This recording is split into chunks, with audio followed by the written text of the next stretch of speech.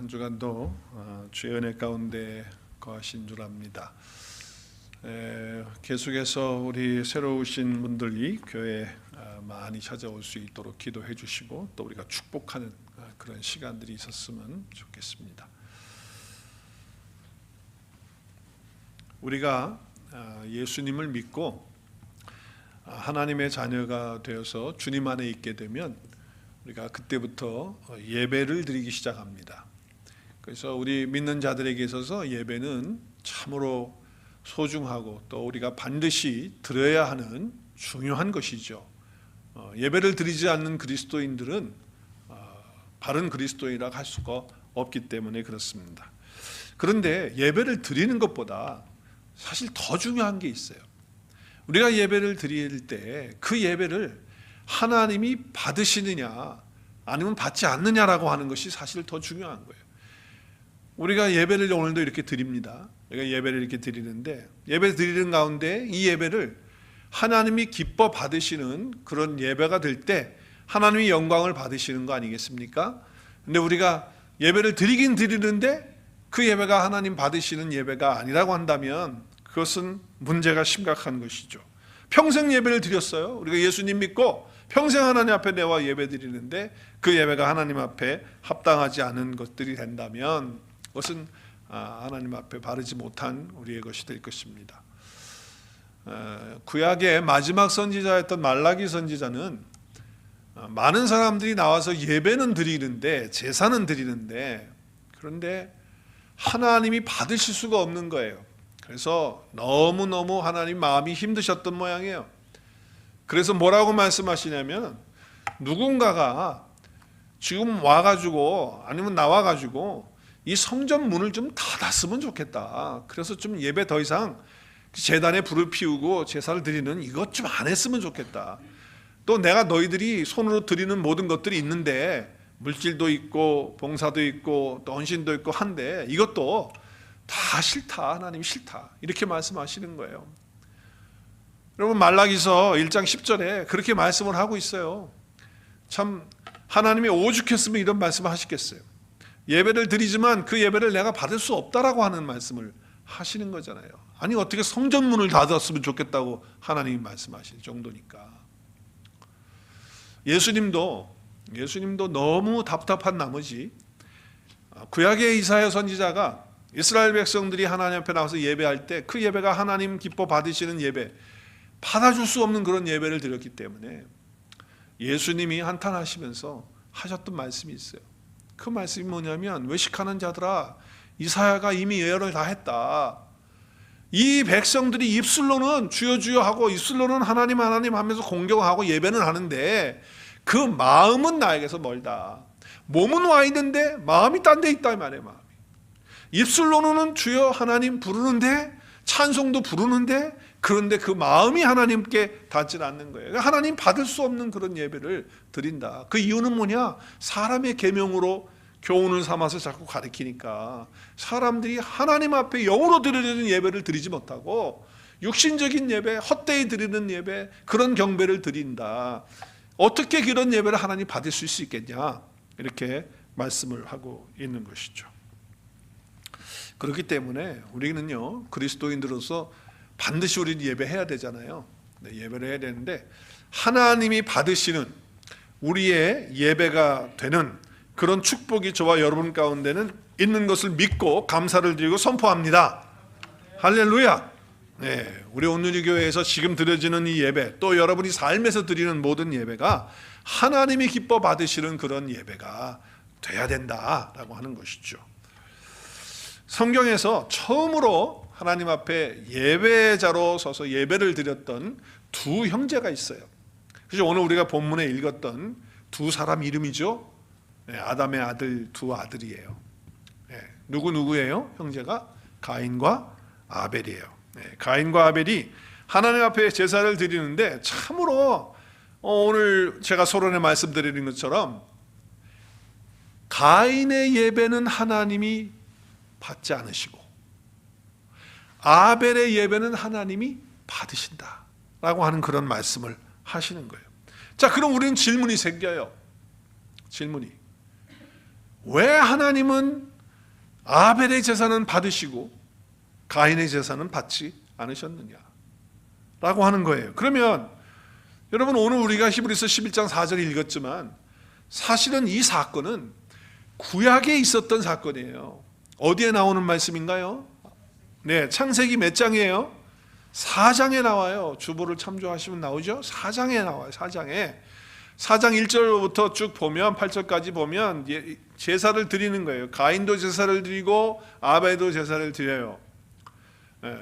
자, 두 아들이 제사를 드리는데, 그런데 직업이 있어요. 가인은 농사를 지는 사람이에요. 그렇죠? 오늘 말씀에 보니까. 그리고 아벨은 양을 치는 사람이에요. 근데 세월이 지났어요. 하나님이 예배를 받으시길 원하셨어요. 그래서 예배를 드리기 위해서 자기의 소유물을 가지고 와서 하나님 앞에 제사를 드려요.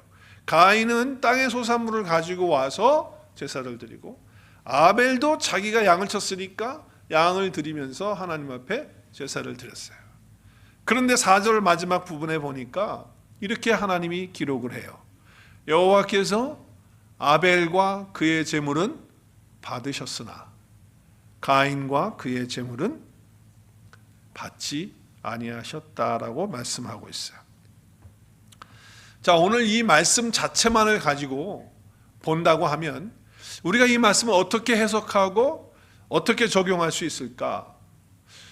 조금 애매한 그런 부분이에요. 왜냐하면 정확하게 클리어하게 내가 받는 예배는 이런 예배야라고 이렇게 딱 설명을 해주시면 그럼 더 이상 얘기가 필요가 없는데 그런 말씀이 없으세요. 그냥 가인은 농사 짓는 사람이니까 땅의 소산으로 제사를 하나님께 드리고, 아벨은 자기 양을 키우니까 양을 하나님께 드리고, 그런데 하나님은 가인 거는 안 받고 아벨 거는 받았어요. 그냥 그런 말씀이에요. 그럼 뭘까? 왜 하나님이 받지 않으셨고 받으시는 이런 일이 있었을까? 라고 하는 것을 생각해 볼 수가 있는 거예요. 이거 왜 이런 일이 있을까? 라고 하는 것을 우리가 생각해요. 근데 오늘 말씀을 자세히 보면 제가 오늘 주보에 기록했지만 세 가지의 것이 있어요. 세 가지예요. 세 가지로 우리가 생각을 해볼 수가 있어요. 자, 가인은 땅의 소산의 것을 드렸는데 아벨은 양의 새끼를 드렸어요. 그런데 오늘 잘 보세요. 말씀을 보면 가인은 그냥 땅의 소산의 제물을 삼았어요. 근데 4절에 보면 아벨도 제사를 드리는데 양 앞에, 양 뒤에 뭐라고 써 있죠? 첫 새끼와 그 기름을 드렸다고 그러는 거예요. 그러니까 우리는 이렇게 생각해 볼 수 있죠. 가인은 그냥 땅의 소산 거를 드리는데 그냥 건성으로 그냥 있는 거 그냥 준비 없이 이렇게 드렸지만, 첫 새끼를 드린다고 하는 것은 이거는 아주 귀하고 또 의미 있고 소중하고 그리고 준비해서 이렇게 하나님께 드리는 것이었다라고 이렇게 볼 수 있는 것 아니겠습니까? 그렇죠?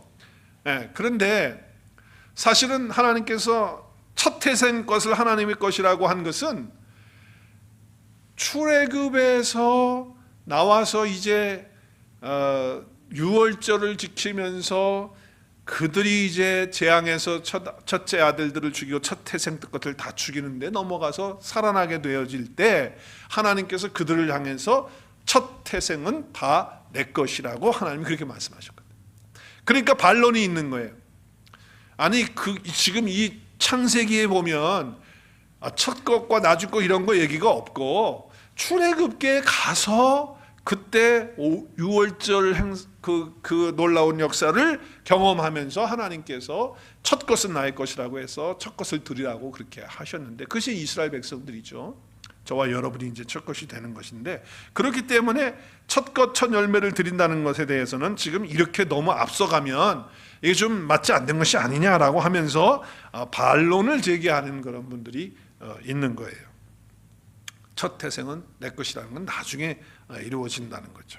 그렇기 때문에 이전에 있었던 것이기 때문에 이전 것이기 때문에 지금 이게 별 상관이 없다 이렇게 보는 거예요. 근데 사실은요, 우리가 적용을 해보면 사실 그렇잖아요. 우리가 예배할 때 그냥 건성으로 나와가지고 오늘 뭐 주일이네, 교회 갈까 말까, 그냥 피곤한데 쉴까 갈까, 그냥 가볼까, 심심한데 할 일 없는데, 그래가지고 교회 와서 예배 드린다면 그 예배를 하나님 받으시겠어요? 실제적으로 그러나 내가 첫 것을 드리는 그런 마음으로 토요일부터 준비하는 거예요. 밤늦게까지 뭐 연속극 보고 막 그래가지고 피곤하지 않고, 그래가지고 교회 와가지고서 기도를 처음 시작하는데 하나님 아버지 하면서 하는데 뭐 드라마 생각이 막 나오면서 뭐 그래 험나이다 뭐 상감마마가 나오니까 하나님 마마 막 이러면서 막 기도를 해버리면, 이게 그러면 막 정신이 혼미해가지고 드리는 예배가니까 헌금도 미리 준비하는 것도 아니고 그냥 뭐 오늘 지갑에 돈 얼마 있나 이런 식으로 한다고 하면 그런 예배를 받으시겠어요? 하나님이 안 받죠. 당연히 우리는 그렇게 적용하고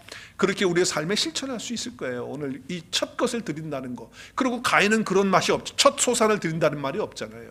그래서 우리는 그렇게 얘기할 수 있지만 거기에 대해서 이건 너무 앞서는 게 아니냐, 이건 출애굽에 나중에 출애굽기 레위기에 나오는 말씀인데 이 창세기에서 이 말을 하면은 좀 안 맞는 게 아니냐, 이렇게 이야기할 수 있다라고 하는 거예요. 동감을 해요. 그렇지만 우리가 그렇게 적용하고 할 수는 있죠. 뭐 틀린 건 아니라고 생각을 해요. 자, 또 두 번째는 오늘 이렇게 말씀을 보면 잘 보세요. 4절에 보면 첫 새끼와 기름을 드렸는데 그 다음에 결론이 뭐냐면 여호와께서, 잘 보세요, 아벨과 그의 제물은 받으셨다는 거예요. 그러니까 제물만 받는 게 아니고 제물보다 더 앞서 있는 게 뭐예요? 사람이에요, 사람. 뒤에도 5절에 보면 가인과 그의 제물은 받지 않았다는 거예요. 그러니까 제물보다 더 중요한 건 사람이라는 거예요, 사람. 그러니까 내가 아무리 뭐 11조를 드리고 감사헌금을 드리고 또 찬양을 준비해서 성가대로 찬양팀으로 드리고 그리고 교회 와서 봉사를 하면서 또 말씀을 이렇게 들으면서 이렇게 예배를 한다 할지라도 내 삶의 내 삶 자체가 또 나 자신이 하나님 앞에 그렇게 서 있지 못하게 되면 그런 예배를 하나님이 어떻게 해요? 일주일 내내 개차바르로 살다가 와가지고서는 아무런 거 없이 그냥 와서 예배를 드린다. 그리고 내가 늘 그냥 입에 거짓말 달고 살고 그냥 하나님 앞에 합당하지 못한 삶을 살아가면서 하나님 앞에 예배 드린다고 나와서 예배만 드리면 그 예배를 하나님 받으시겠냐는 거예요. 그래서 중요한 것은 여기 사람이라는 거예요. 그래서 여러분 그 뒤에 6절과 7절의 말씀에 보면 하나님께서 가인에게 뭐라고 말하냐면, 가인이 이제 화가 난 거예요. 제사를 하나님 안 받아주시니까. 그래서 불이 났어요. 그 안색이 변했어요. 그러니까 하나님이, 야, 너 왜 화를 내냐? 너 왜 안색이 변했냐?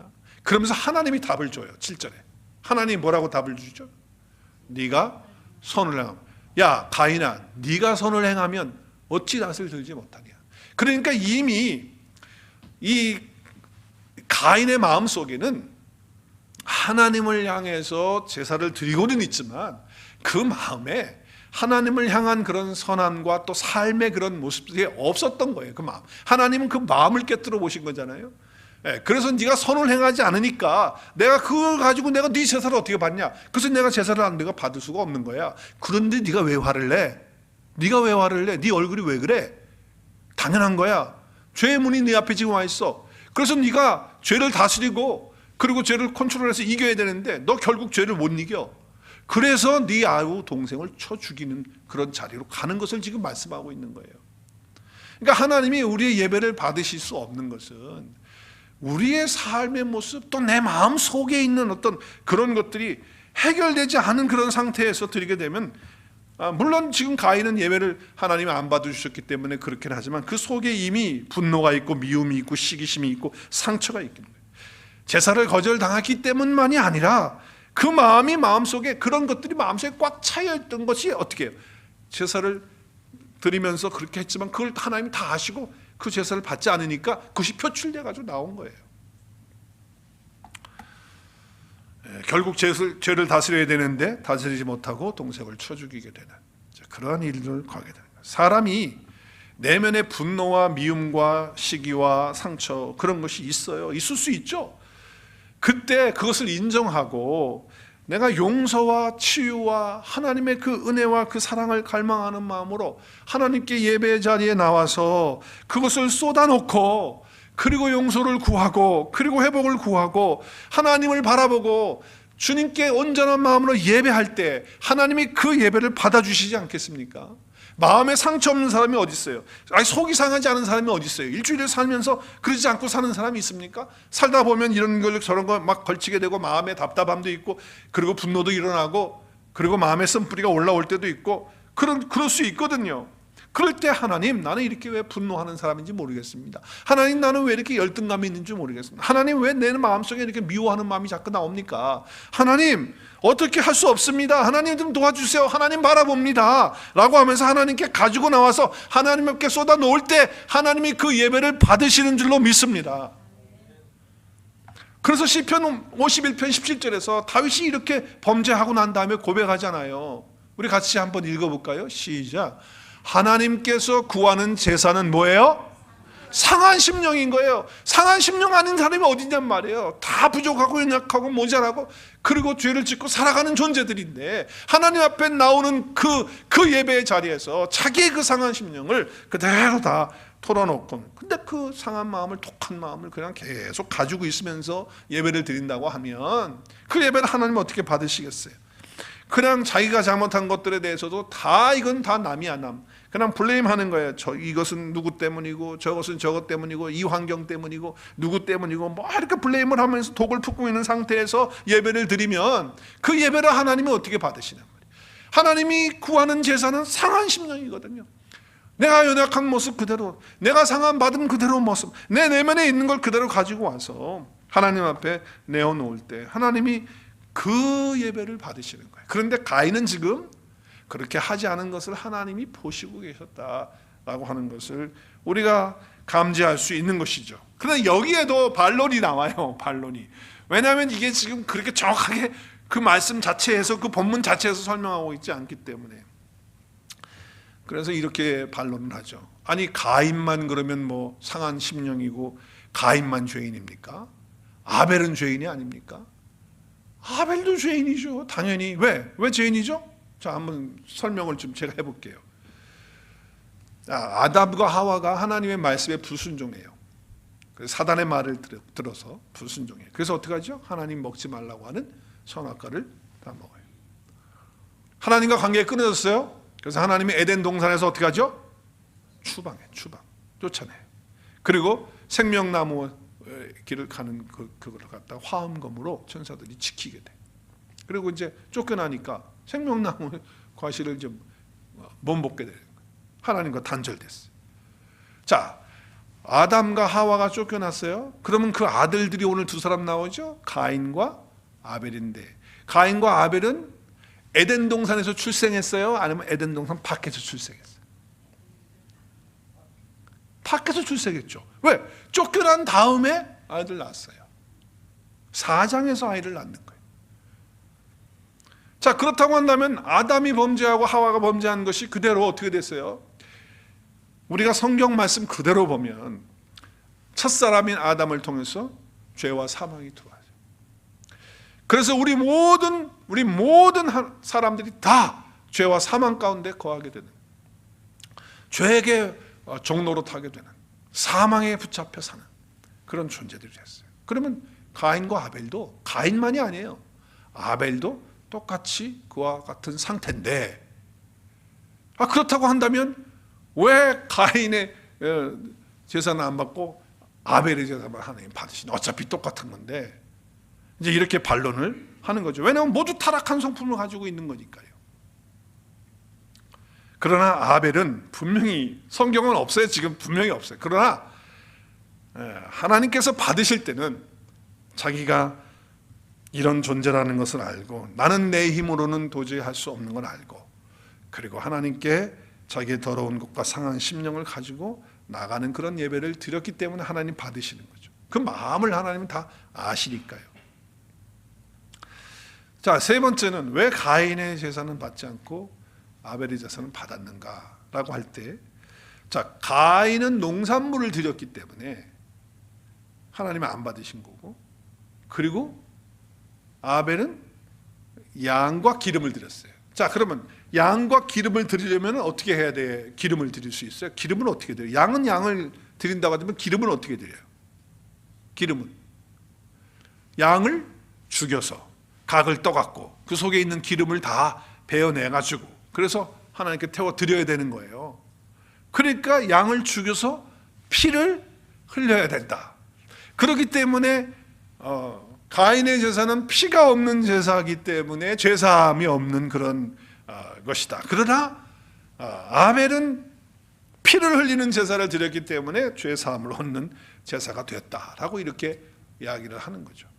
물론 맞습니다. 피 흘림이 없으면 죄 사함이 없으니까 맞죠. 그런데 거기에 반론이 나와요. 왜냐하면 그 제사 제도는 레위기에 와서 모세를 통해 가지고서 제사 제도가 성립이 되고 성막에 나가서 그 일을 해요. 그리고 그 제사 가운데는 피가 없는 제사도 있었어요. 무슨 제사죠? 소제. 소제는요 피가 없어요. 왜 피가 없어요? 곡식을 드리는 거예요. 곡식을 드리고 야채를 드리고 채소를 드리는 거예요. 근데 그때 꼭 필요한 게 뭐냐면 소금이 들어가야 되고, 그리고 어떻게 해요? 가루는 빻아서 갈아가지고 그냥 완전히 빻은 가루로 드리게 돼요. 그리고 소금은 죽이는 거예요. 빻는 거는 곡식을 죽이는 거예요. 그러니까 어차피 죽이는 건 마찬가지인데 거기는 식물이고 그리고 곡식이기 때문에 피가 없는 거잖아요. 그러나 짐승을 잡아서 하나님께 드릴 때는 피가 나는 거예요. 그렇기 때문에 반론을 하는 거죠.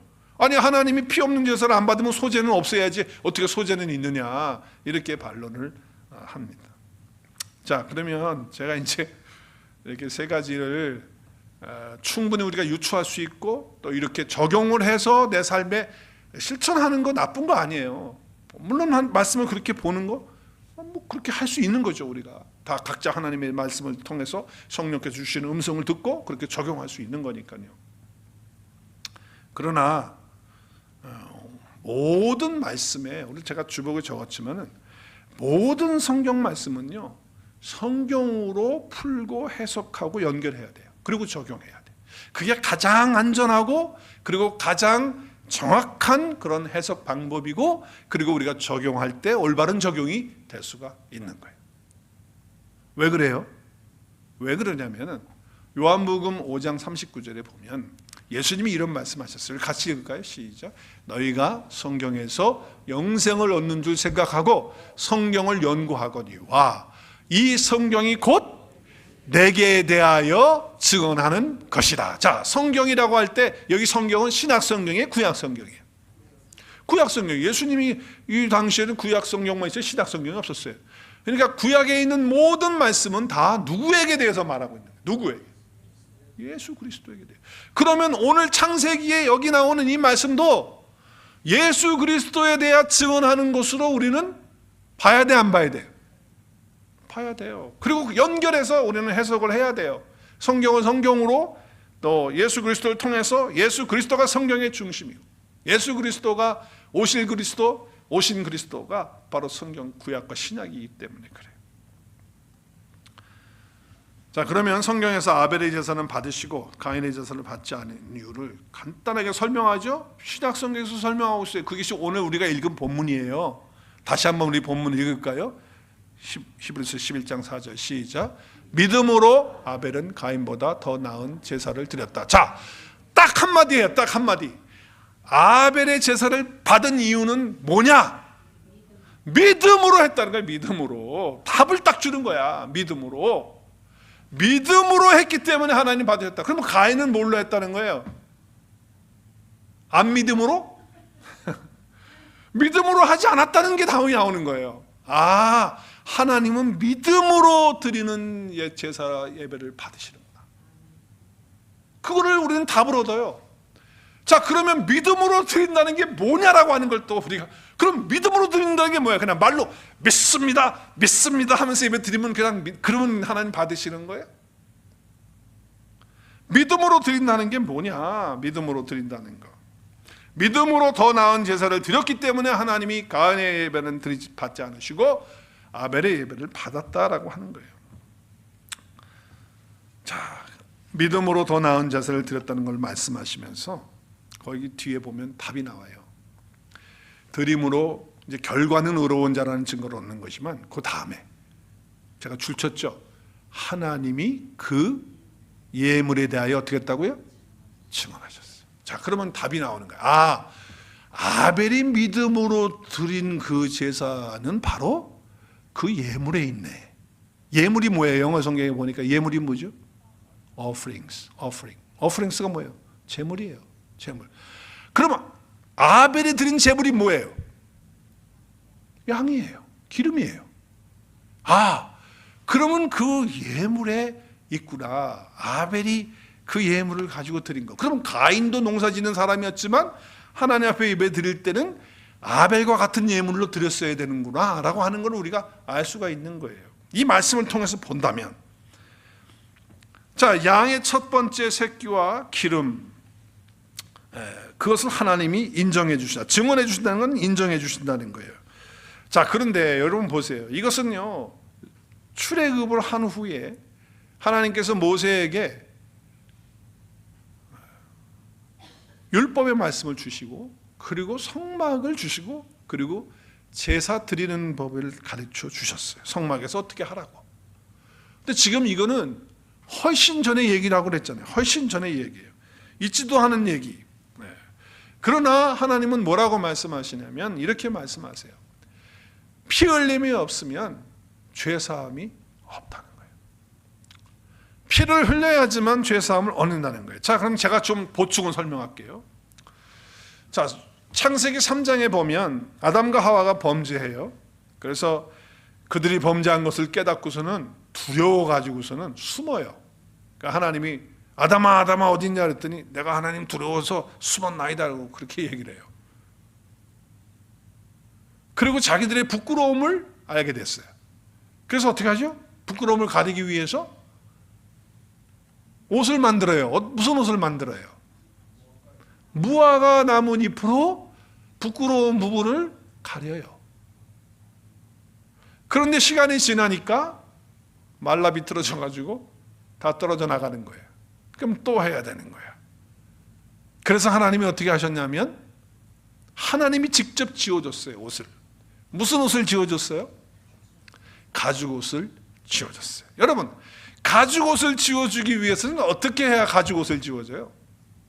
짐승을 잡아서 죽여야 돼.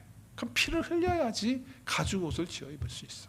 그러니까 이미 제사의 제도는 모세를 통해서 주어지는 후의 일이지만 지금 아벨이 하나님 앞에 양을 드려서 그래서 그 피를 흘림으로 믿음으로 드리는 그 제사 하나님 받으시고, 그리고 지금 그 전에 아담과 하와가 범죄했을 때도 하나님이 짐승을 죽여서 피를 흘려서 가죽 옷을 입힘으로 그 예수님께서 흘리시는 그 보혈과 그 피를 의미하고 상징하는 것을 이미 하나님이 증언하고 계시는 그런 부분들을 우리가 창세기에서도 볼 수 있다라고 하는 것이죠.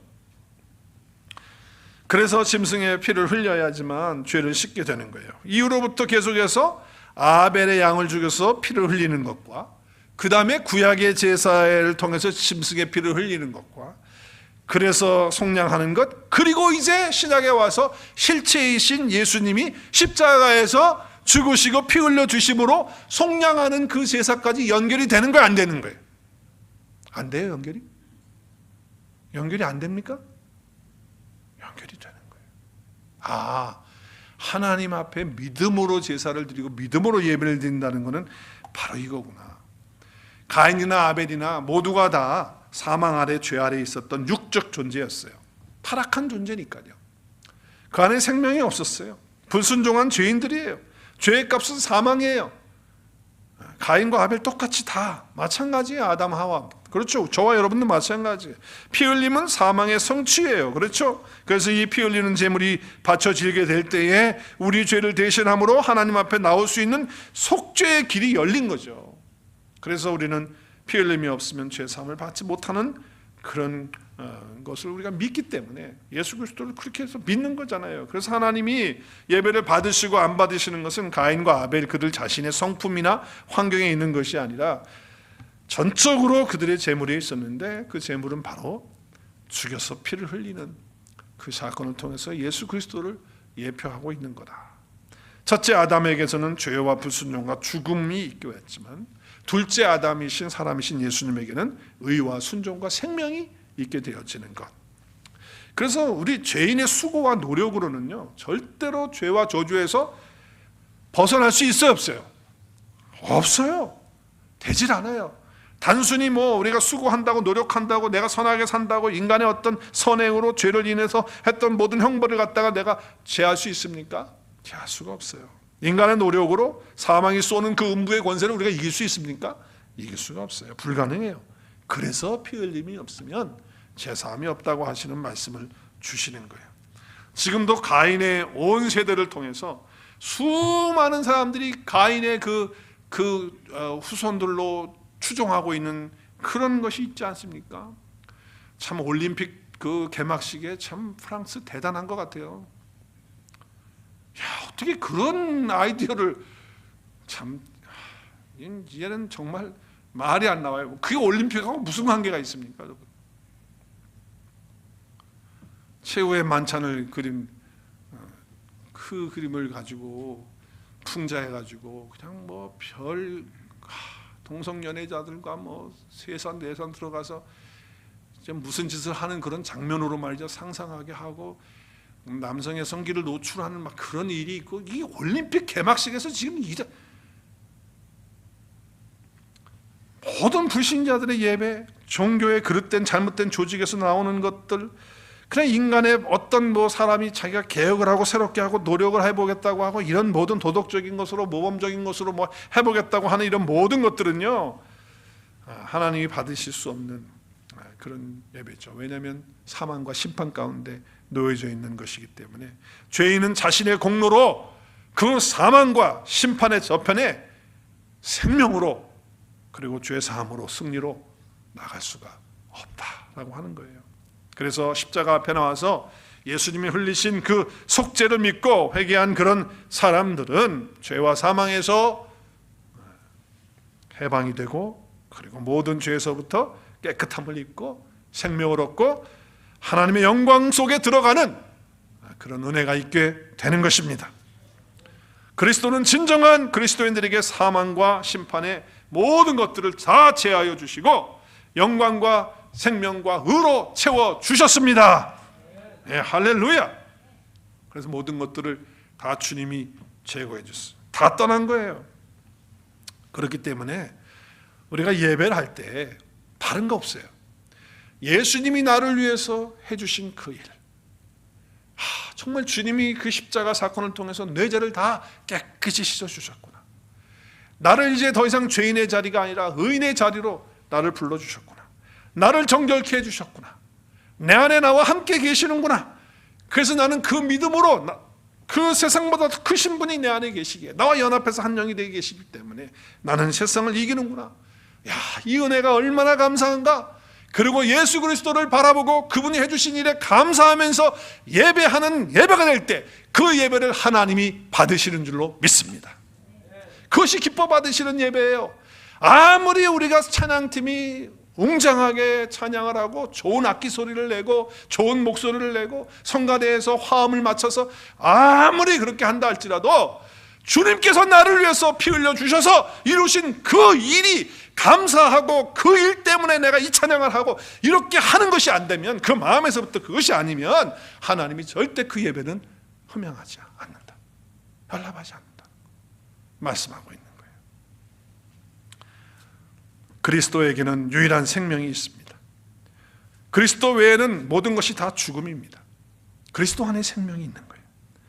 그래서 그 일을 위해서 예수님이 자기의 생명을 내어놓으시고 우리에게 그 생명을 주셨습니다. 할렐루야. 우리가 의인된 거예요. 그래서 더 이상 우리는 죄인이 아닌 거예요. 그래서 예수 이름으로 우리가 오늘 찬양했지만 예수 이름 앞에 나오는 사람, 그리스도 앞에 나오는 사람 다 구원을 받는 거예요. 하나님의 영광을 보는 거예요. 그 예배를 하면 흥양하시는 거예요.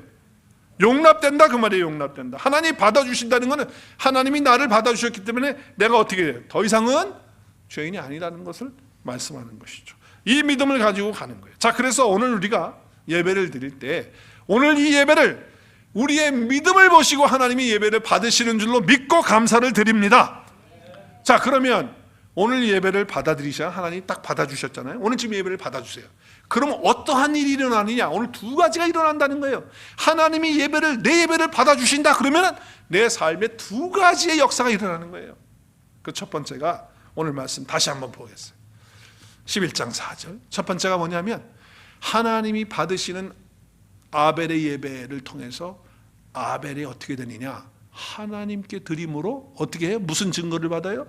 의로운 자라 하시는 증거를 얻는 거예요. 여러분, 하나님이 내 예배를 받으신다는 것은 하나님이 나를 받으시는 거예요. 하나님이 거룩하신 분이신데 거룩하지 못한 나를 받아들이면 하나님의 거룩하심이 다 깨어져요.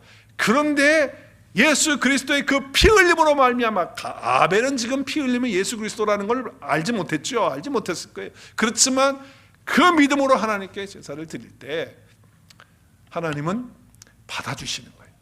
왜? 의로운 자가 되었기 때문에. 할렐루야. 그래서 그런 증거를 하나님이 보여주신다라고 하는 말씀을 하는 거예요. 한번 따라하겠습니다. 나는 하나님 앞에서 예수 그리스도께서 해주신 일 때문에 의인이라는 증거를 받았습니다. 할렐루야. 이 확증을 가지고 예배를 드릴 때 하나님이 기뻐하시는 거예요. 예배를 받으시는 거란 말이에요. 자, 그러면 내가 의인이 되는 그런 삶이 딱 되잖아요. 그러면 세상에 나가서 죄인처럼 안 살아. 내가 하나님 앞에 의롭다는 증거를 얻은 사람이 이렇게 살 수가 있어요? 아니, 그냥 내가 마음대로 살고 그냥 함부로 말하고 그리고 죄 짓고 살고 거짓말하고 살고 속이고 살고 음란하게 살고 그렇게 살 수 있어요? 내가 의로운 자라는 그런 증거를 예배를 통하여 받았는데, 아니 어떻게 그렇게 나가서 살 수가 있냔 말이에요. 못 살아요. 못 살아. 그래서 하나님이 이 증거를 예배를 통하여 받으시면서 주시는 거예요. 오늘 저와 여러분에게 똑같은 증거, 의롭다 하는 받은 의인이라고 하는 증거를 여러분이 받고 나가실 수 있기를 주의 이름으로 축복합니다. 네. 그래야 승리하는 거예요. 자, 두 번째는 오늘 말씀을 보니까 하나님이 그 예물에 대하여 증언하십니다. 그 예물에 대해서 증언한다 라고 하는 말씀을 해요. 그러면서 그가 죽었으나 믿음으로써 지금도 말한다는 거예요. 무슨 말이냐면 하나님이 나를 의롭다고 하시니까, 증거하시니까 예배를 받아주시잖아요. 근데 그것뿐만 아니라 이제는 내 삶의 증거를 하나님이 주시는 거예요. 내 삶의 증거를. 놀라운 일이에요. 사람들은요 끊임없이 자기가 자기를 증거하려고 해. 그게 뭐냐면 나 이런 사람이야 라고 하는 거를 보여주기를 원하는 거예요. 증거를 삼기를 원하는 거예요. 그래서 열심히 돈 벌고 열심히 공부하고 또 열심히 명예를 갖고 해가지고 나 이런 거야, 나 이런 거야, 나 건강한 사람이야, 나 똑똑한 사람이야, 나 돈 많은 사람이야, 나 이런 차 타고 다녀, 나 이런 집에 있어. 이거를 증거하려고 열심히 노력하는 거거든요. 그런데 그렇게 하면 할수록 어떻게 될까요? 피곤하고 지치고요. 그리고 의미 없음, 이런 생각이 나오게 돼요. 그러나 하나님이 내 삶을 증거해 주기 시작하면요, 그러면은 내 마음속에 뭐가 올까요? 당당함이 오고 평안함이 오고 안정감이 오는 거예요. 왜? 내가 하려고 하면 얼마나 고통스럽고 피곤합니까? 서로 자기를 나타내려고 하는 것 때문에. 그러나 하나님이 내 삶의 직접 삶의 증거가 되어주신다고 한다면 사람이 나를 안아주지 않아도, 내가 어떤 사람이라는 걸 몰라줘도 괜찮은 거예요. 오히려 그것 때문에 절망하고 낙심하지 않아요. 오히려 당당하고 평안하고 기쁜 그런 삶을 살게 되는 것이죠. 자, 믿음 있으면 하나님이 내 제사를 받으시는 거예요. 그 제사를 받으시면 내가 의롭다고 하는, 내가 의인 되었다고 하는 증거를 하나님이 주시고, 그리고 그때부터 하나님이 내 삶을 직접 관여하시면서 증거하시는 그런 삶이 시작이 되어지는 것입니다. 사람들이 인정하지 않고 몰라줘도 하나님이 증거하시면 되잖아요. 할렐루야. 그러면 끝나는 거예요. 그러면서 아벨은 죽었으나, 그는 죽었으나 믿음으로써 지금도 말한다는 거예요. 여러분, 우리 다 죽습니다. 언제 죽을지는 모르지만 죽어요. 죽은 후에도 계속해서 믿음으로 말해주는 그런 증거를 하나님이 하신다. 내가 없어져도 하나님이 나의 믿음을 계속해서 후대에 증거해주는 아벨처럼 그런 삶을 사는 거예요. 제가 이 말씀을 묵상하다가 천국에 먼저 가신, 우리 아시는 분들은 아시지만 늦게 오신 분들은 모르시지만 우리 장혜영 전도사님을 생각하게 됐어요. 그 장혜영 전도사님 59세에 60을 못 채우시고 하나님 나라에 가셨는데, 하나님 뭐 거기 더 하나님 곁에 두고 싶어서 부르셨겠죠. 가서 물어봐야 될 것 같아. 그건 하나님 앞에 가서. 참 너무 마음이 아파요. 정말 믿음의 사람이에요. 그렇죠? 정말 예배의 사람이에요. 수요일 날 제가 수술하고 여기 가슴 수술하고 여기다가 피 거르고 고름 거르는 그거 끼고 와서 찬양했어요. 찬양. 그날 와서 찬양. 그러니까 예배를 하나님 앞에 드리는 그것에 목숨을 걸고 나는 예배의 자리에서 하나님 앞에 죽어도 죽는다라고 하는 그런 마음으로 사셨어요. 그러면서 자기의 삶이 어떻게 해요? 하나님이 그 예배를 통해서 받으시니까 증거가 있는 거야. 의로운 자라는 증거가 있으니까 그의 삶이 얼마나 아름다운 삶으로 살았습니까? 우리가 아시잖아요. 복음 증거를 위해서 한 영혼을 구원하기 위해서 얼마나 애를 쓰고 하나님 앞에서 자기의 몸을 드리면서 헌신했던 거 우리가 다 봤잖아요. 그가 지금 없어요. 하나님 나라 가 있어요. 육체는 이거 없지만, 아벨도 지금 육체는 죽어서 없지만, 그렇지만 그 믿음으로써 지금도 우리에게 말해주고 있는 거예요. 저와 여러분이 하나님 앞에 부름받아서 세상 떠나간다 할지라도 계속해서 아벨처럼 또 우리 장전도사님처럼 믿음으로써 그 믿음을 증거해주는 놀라운 삶이 이루어질 수 있기를 주의 이름으로 축복합니다.